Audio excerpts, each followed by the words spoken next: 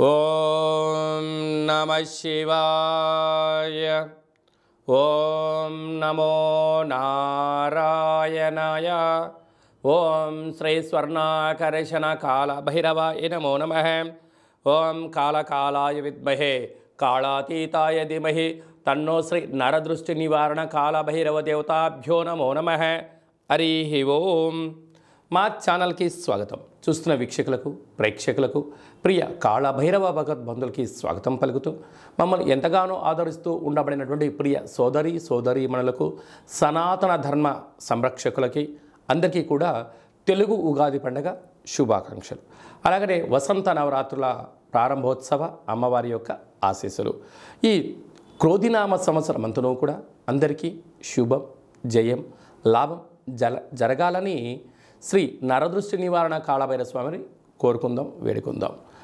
కనుక ద్వాదశ రాశుల్లో గ్రహ గమనాలను ఒకసారి వీక్షింపచేద్దాం. మేషరాశిలో బుధుడు మరియు గురు సంచార స్థితి, కన్యరాశిలో కేతు సంచార స్థితి, కుంభరాశిలో కుజుడు మరియు శని సంచార స్థితి, మీనరాశిలో రవి శుక్ర రాహు సంచార స్థితితో ఈ విధంగా ఉన్నాయి. ఈ సంవత్సరము రాజు కుజ భగవానుడు. మంగళవారం మనకు ఈ సంవత్సరం ఉగాది పండుగ అవ్వడం వలన రాజు కుజుడు అవ్వడం వలన నిత్యము రాజకీయ నేతలకు, సామాన్యులకు, ప్రతి ఇంట్లో ఉండబడినటువంటి కార్యక్రమ నిర్వహణ చేసే వారందరికీ కూడా అధిక శత్రు ప్రభావం అధికంగా ఉంటుంది. నిత్యము అంతర్గతమైనటువంటి భద్రతా లోపము, రక్షణ శాఖలో, న్యాయశాఖలో, అడ్వకేట్సు, పోలీసు, రక్షణ రంగాలలో వీరితో బాగా విపరీతమైన ఇబ్బందులు ఉండేటువంటి అవకాశాలు ఉన్నాయి. ఈ సంవత్సరము అధికమైనటువంటి వేడి, అధికమైన వర్షాలు, అన్నీ అధికస్యం ఉండేటువంటి పరిస్థితి ఉంటుంది. భానుడు విపరీతమైనటువంటి ఉష్ణోగ్రతను వెదజల్లే పరిస్థితి ఉంటుంది. పర్యావరణము పరిరక్షణకు దూరం అయ్యే పరిస్థితి చాలా అధికంగా ఉంటుంది. అదియే కాకుండా మంత్రివర్యులు శని భగవానుడు. శని ఆయుకారకుడు అవ్వడం వలన శని నక్షత్రాలు 3 నక్షత్రాలు, పుష్యమి నక్షత్రము కర్కాటక రాశిలో ఉండడము, కర్కాటక రాశికి ప్రస్తుత కాలమాన ప్రకారంగా అష్టమ స్థాన శని సంచార స్థితి. 2వ నక్షత్రము అనురాధ నక్షత్రము. ఈ నక్షత్రము వృశ్చిక రాశిలో ఉండడము అర్ధాష్టమ శని సంచార స్థితి. 3వ నక్షత్రము ఉత్తరాభాద్ర నక్షత్రము మీనరాశిలో ఉంటుంది. మీనరాశికి కూడా ఏళ్ళనాటి శని యొక్క ప్రభావము. అంటే శని భగవానుని యొక్క తీవ్రత ఈ సంవత్సరము చాలా అధికంగా ఉంటుంది. మంత్రివర్యులు అవ్వడం వలన రాజు ఆజ్ఞాపిస్తాడు, మంత్రి పరిపాలన అధ్యక్షత నిర్వహణ చూస్తాడు. కనుక ఈ సంవత్సరము అనేక రకాలమైనటువంటి వ్యాధులు, ఇబ్బందులు, చోర భయం, తస్కరణ భయం, నదీ ప్రయాణాలు, అగ్ని ప్రమాదాలు, అనేకమైనటువంటి స్వయం కృప అపరాధంతో జరిగే పరిస్థితి చాలా అధికంగా ఉంటుంది. కనుక ఇలాంటి కాల సమయంలో ఈ సంవత్సరం అంతనూ కూడా శని భగవానుని యొక్క ఆశీస్సులు, మంత్రి ఆశీస్సులు మనకు కలగాలి అన్నట్లయితే ప్రధానంగా ఒక వ్యక్తి తన ఎంత బరువు అయితే ఉంటాడో అంత బరువు కలిగినటువంటి ఉప్పును తులాభారంగా చేసుకొని ఆ ఉప్పును శివలింగ ఆకారంగా ఏర్పాటు చేసుకొని రుద్రుడి యొక్క నమ్మకాన్ని, శని యొక్క మూలమంత్రాన్ని సంపుటీకరణ చేసుకుంటూ జలంతో ఆ యొక్క శివలింగానికి, అంటే ఉప్పుతో చేసిన శివలింగానికి అభిషేకం చేసుకోవడం వలన నీటితోనే ఉప్పు మరణిస్తుంది, నీటితోనే తయారవుతుంది. కనుక సమస్యలు సమసిపోతాయని చెప్పి గమనించాలి. ఈ ఒక్క చిన్న రెమెడీ కార్యక్రమం చేసుకుందాం. శని భగవాన్ యొక్క ఆశీస్సులు పొందుదాం. శ్రీ క్రోధినామ సంవత్సరంలో అందరము ప్రశాంత, సుఖవంతమైన, ఆనందకరమైన, ఆరోగ్యకరమైనటువంటి జీవితాన్ని పొందుదాం. తులారాశి వారికి ఈ తెలుగు ఉగాది పండుగ దగ్గర నుంచి ఎలా ఉండబోతుందో ఈ వీడియోలో సవివరంగా సంపూర్ణంగా తెలుసుకుందాం. తులారాశిలో ఏ నక్షత్రాలు వస్తాయనగా చిత్తా నక్షత్రంలోని 3వ పాదం, 4వ పాదం, స్వాతి నక్షత్రంలోని 4 పాదాలు, విశాఖ నక్షత్రంలోని 1, 2, 3 పాదములు కలిపితే తులారాశి.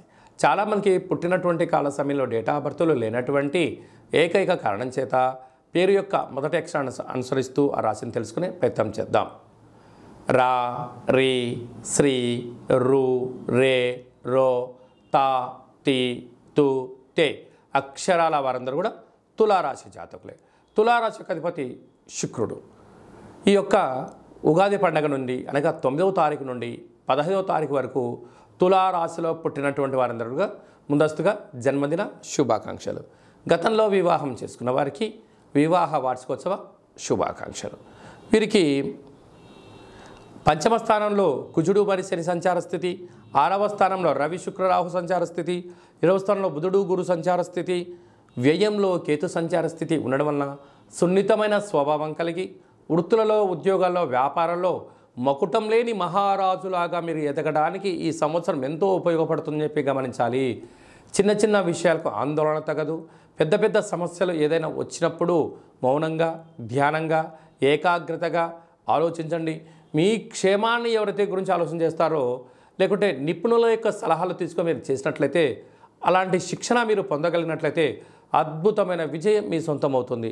సాఫ్ట్వేర్ ఉద్యోగస్తులు, హార్డ్వేర్ ఉద్యోగస్తులు, యూట్యూబ్ని, వాట్సాప్, ఫేస్బుక్ నడిపించేటువంటి వారందరూ కూడా, క్రియేటివిటీ రంగాలు, సృజనాత్మకతమైన జీవితంలో ఉండబడిన వారందరికీ ఈ సంవత్సరం ఎంతో యోగదాయకమని చెప్పి గమనించాలి. 6వ స్థానంలో రాహు సంచారం చేయడం వలన రుణ సమస్యలు, రోగ సమస్యలు, అంతర్గతమైన, బహిర్గతమైన, శారీరక, మానసికమైన ఇబ్బందికి గురయ్యేటువంటి వారందరూ కూడా ఈ సంవత్సరం చేయాల్సిన ఏకైక రెమెడీ ఏమిటయ్యనగా, మీరు ఎంత బరువు అయితే ఉంటారో అంత బరువు కలిగినటువంటి ఉప్పును తులాభారంగా చేసుకొని ఆ ఉప్పుతో శివలింగాకారాన్ని తయారు చేసి, రాశాధిపతి యొక్క శుక్రుడు, 6వ స్థానంలో రాహు, ఈ యొక్క మూలమంత్రాన్ని రుద్రుడి యొక్క మంత్రంతో సంపుటీకరణ చేసి జలంతో అభిషేకం చేయడం వలన అనేక రకాల సమస్యలు తొలగిపోయి మీరు అనుకుంటున్న ఉన్నతమైన జీవితం మీ సొంతం అవుతుందని చెప్పి గమనించాలి.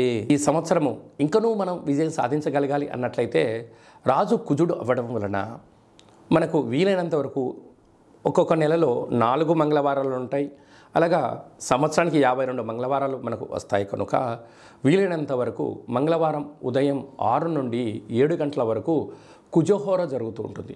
అలాంటి కాల సమయంలో మౌనం, కుజుడికి మంత్రం ఆరాధన చేయడం వలన, ఎరుపు బొత్తులతో దీపం వెలిగించడం వలన మనకు యోగదాయకం అని చెప్పి గమనించాలి.